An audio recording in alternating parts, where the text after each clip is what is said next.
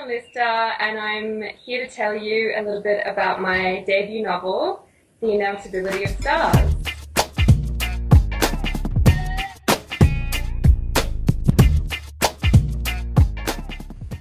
My novel is a love story set in Byron Bay in Sydney, and it's the story of two young lovers, Rip and Sahara. And they get separated from each other, and Sahara is an artist. She moves to Sydney and she falls into the glamorous world of an entrepreneur, Sean Scott, and she gets sucked into the life and she loses herself, while Rip is still in Byron and he has to confront the ghost of his past and find out who he really is. So I guess it's a story of being young and trying to find yourself and navigate things like fate and love and relationships and healing from the wounds of the past.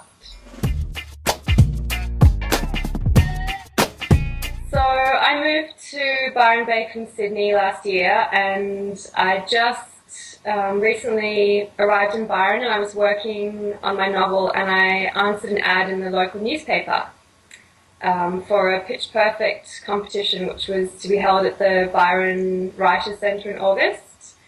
And I sent through my synopsis and a few chapters and got the news that I'd been selected to appear in the competition.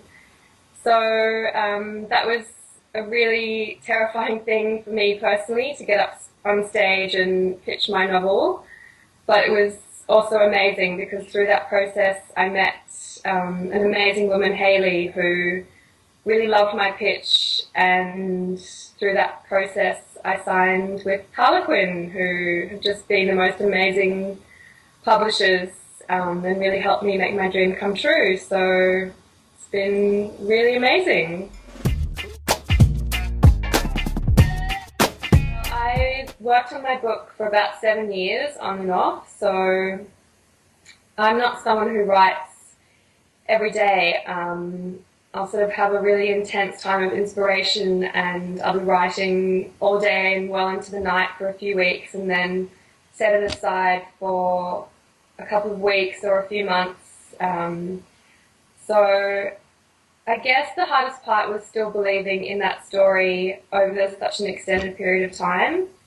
And there were a few times when I gave up on writing altogether and gave up on the story and travelled and did a whole bunch of other things, but I always came back to that story. It sort of wouldn't let me go. So yeah, I guess it took quite a long time, but you know, any sort of creative pursuit to try and make it professionally, it can be a bit of an unknown road, and you do have to really just keep believing in yourself no matter what obstacles come your way. If you have a dream, I think as long as you back yourself all the way, then we can all do anything. So